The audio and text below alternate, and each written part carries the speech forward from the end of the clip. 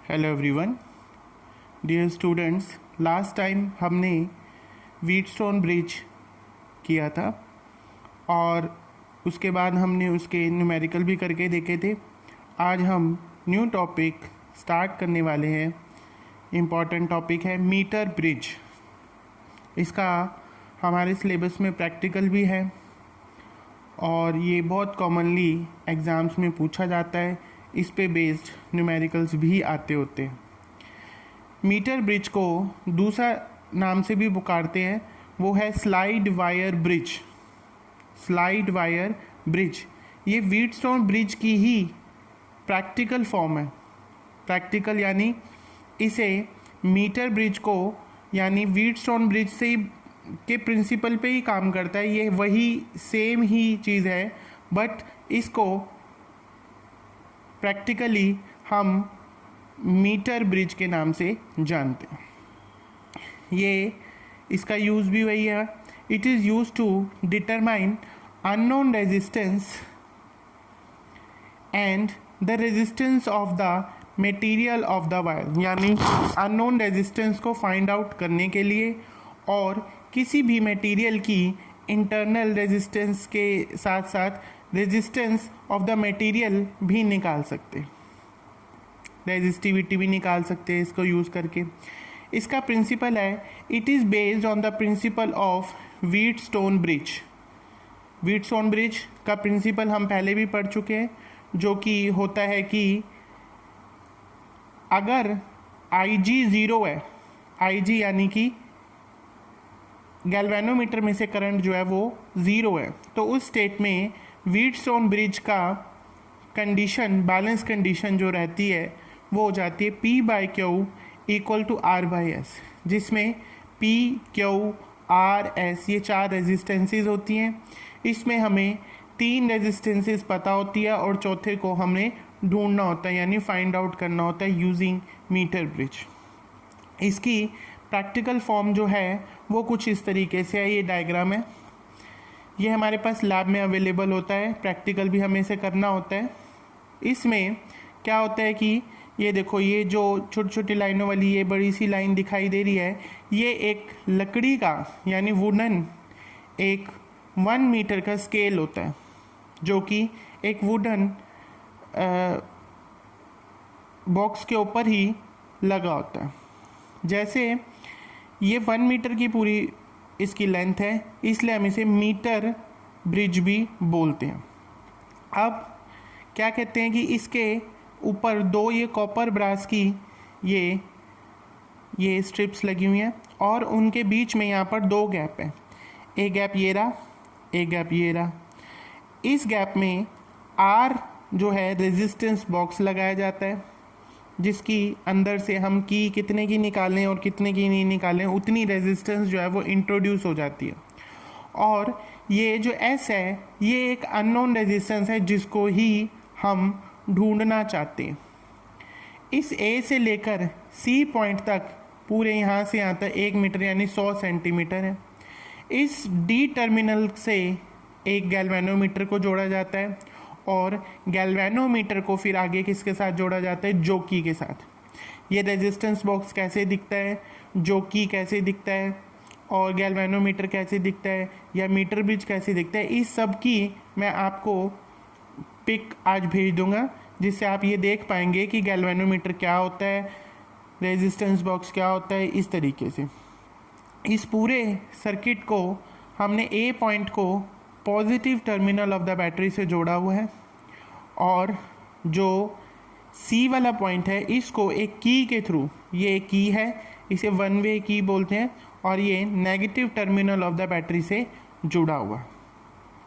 ठीक है, अब हम क्या करते हैं कि ये जो गैल्वेनोमीटर होता है, जैसे ही हम यहाँ पे की को ऑन करेंगे इस पॉइंट पर, तो यहाँ से पॉजिटिव करंट यहाँ से चलना शुरू हो जाएगा, इधर ऐसे इस तरीके से मूव करने लग जाएगा। अब जब वो करंट यहाँ पे A पॉइंट पे आएगा तो कुछ करंट इस वाली ब्रांच से भी होते हुए जाएगा और कुछ करंट सीधा जाएगा।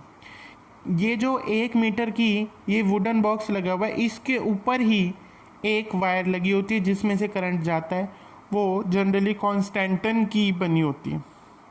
यानी जब ए पॉइंट पे यहाँ से करंट आएगा, ये positive terminal of the battery से होते हुए जब यहाँ पे आएगा तो ए पॉइंट पे डिवाइड हो जाएगा ना, क्योंकि एक पाथ ऊपर जाने के लिए एक पाथ इधर आया। तो जब ये डिवाइड होगा तो बीच में ये ब्रिज का काम कर रहा है कौन, गैल्वेनोमीटर। जैसा हमने देखा था व्हीटस्टोन ब्रिज के बीच में जो पाथ होता है उसको हम गैल्वेनोमीटर यानी ब्रिज वाली पाथ बोलते हैं यहाँ पर। अब हम इसे लिखेंगे कैसे, देखेंगे। It consist of a wire of 1 metre length made of constantan here, यानी यहाँ पर ए से लेकर सी तक एक ऊपर इसके तार बंधी होती है जिससे हम मीटर ब्रिज की वायर, मीटर ब्रिज की मेन जो मतलब वायर होती है 1 मीटर लेंथ की होती है और कॉन्स्टेंटन की बनी होती है। जे क्या है इसमें, यहाँ पर जोकी, जे जोकी जो है वो यहाँ पे जोड़ा जाएगा। ये यहाँ पर हमने बी पॉइंट लिखा है। एक्स जो है यहाँ पर उसकी जगह हमने एस लिखा हुआ है, ये एक ही बात है, या चाहे आप इसे एक्स लिख लें चाहे एस भी लिख सकते हैं, पर हमने यहाँ पर एक्स लिया है तो यहाँ भी एक्स लिखा होना चाहिए, जो कि क्या है, अननोन रेजिस्टेंस है जिसको हम फाइंड आउट करना चाहते हैं।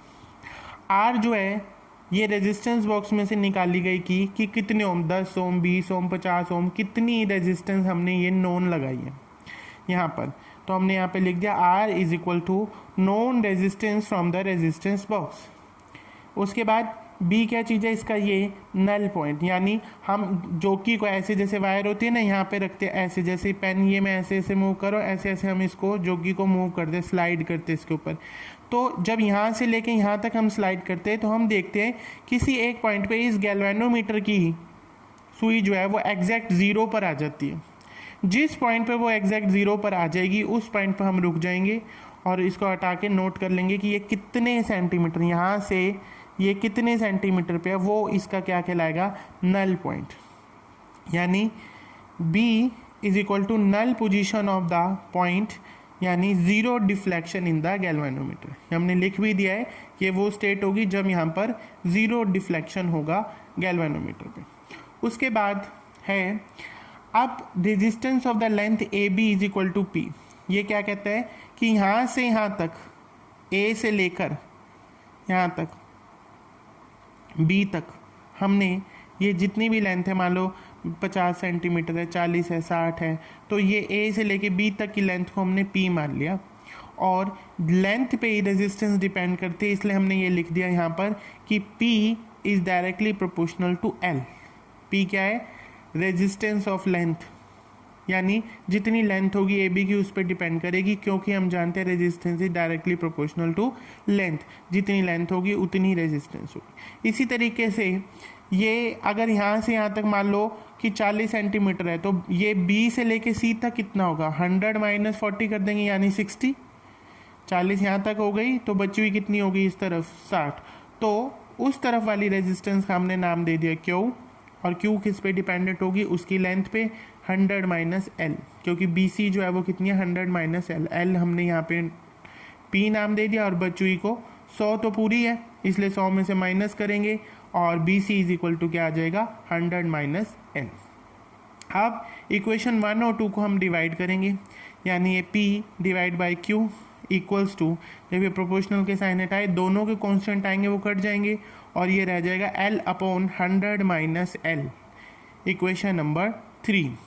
अब वो कह रहे पर हम जानते हैं कि बैलेंस कंडीशन पे P by Q equal to R by X होना चाहिए या S होना चाहिए बैलेंस कंडीशन पे, और हमारी ये कंडीशन आ रही है कि P by Q equal to आ रही है L अपॉन 100 माइनस एल की।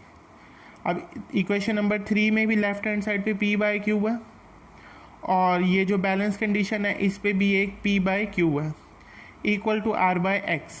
तो हम राइट हैंड साइड वाली दोनों टर्म्स को इक्वल टू में रख लेंगे। यहाँ से ये L लेंथ हो गई P जितनी, यहाँ से यहाँ तक की लेंथ A से B तक की लेंथ L, और B से यहाँ C तक की length 100 minus L equal to किसके आ गई, R बाई एक्स की। इसमें x को हम इधर ले गए और ये L अपॉन 100 माइनस एल उधर जाके क्या हो गया, उल्टा हो गया, यानी x is equal to R 100 minus L upon L. तो ये हमारा रिजल्ट आ गया। यानी अननोन रेजिस्टेंस को यदि हमें ढूंढना हो तो हमें रेजिस्टेंस बॉक्स से निकाली गई रेजिस्टेंस पता होनी चाहिए, जो की के द्वारा जो लेंथ मिली हमें एल पता होनी चाहिए, 100 माइनस एल पता नहीं, यानी हमें ये तीनों चीज़ें पता होंगी तो हम अननोन रेजिस्टेंस को फाइंड आउट ईजिली कर सकते हैं। तो ये बहुत ही इंपॉर्टेंट टॉपिक था, आप सभी इसको ध्यान से पढ़ेंगे और कोई प्रॉब्लम आए तो मुझसे पूछ सकते हैं।